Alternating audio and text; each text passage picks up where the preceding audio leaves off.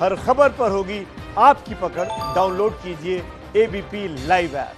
और अब दिखाते हैं आपको बीजेपी सांसद विधायक की करप्शन कुश्ती। यूपी में एक जमीन घोटाले के आरोप सुर्खियों में आ गए हैं। और सुर्खियों में कैसे आए हैं? खास बात इसमें यह है कि आरोप लगाने वाले नेता बीजेपी के विधायक हैं और जिन पर आरोप लगा है वो बीजेपी के सांसद और बीजेपी के किसान मोर्चा के अध्यक्ष हैं। देखिए, यही वजह है कि ये खबर सुर्खियों में आ गई है। घोटाले के आरोप की कहानी उत्तर प्रदेश के बलिया की है। क्यों और कैसे लगे आरोप, पूरी कहानी समझने के लिए ये देखिए।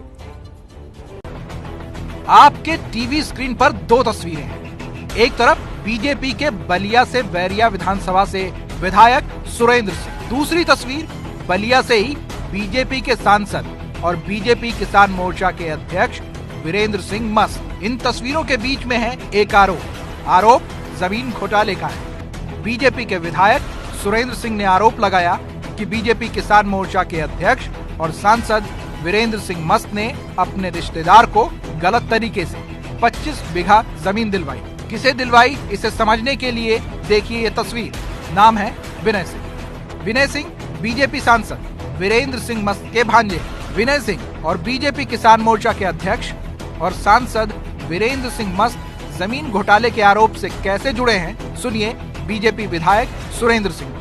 पशु मेला को कुछ भूमाफियाओं ने अपने नाम से लगभग 50-60 लोग अपने नाम से किसी रूप में पहले से ही नाम चढ़वा लिए, लेकिन वो लोग कब्जा दखल नहीं कर पा रहे थे। उसी क्रम को आगे बढ़ाते हुए जो लोग कब्जा नहीं कर पा रहे थे, उन भूमाफियाओं ने एक किसी कंपनी के डायरेक्टर विनय कुमार सिंह कोई है, जो यहीं सुनने के यहीं के रहने वाले हैं, उसके हाथों जो है वो पैसा लेकर के लोगों ने बेच दिया है। वो जो डायरेक्टर विनय कुमार सिंह है वो भी बड़े भाई सांसद वीरेंद्र सिंह मस्त के सगे भांजे हैं। जानबूझ करके यदि कोई इतना बड़ा घिनौना काम करता है तो हमारी समझ से राजनीति में इससे गिरा हुआ कोई काम हो नहीं सकता है।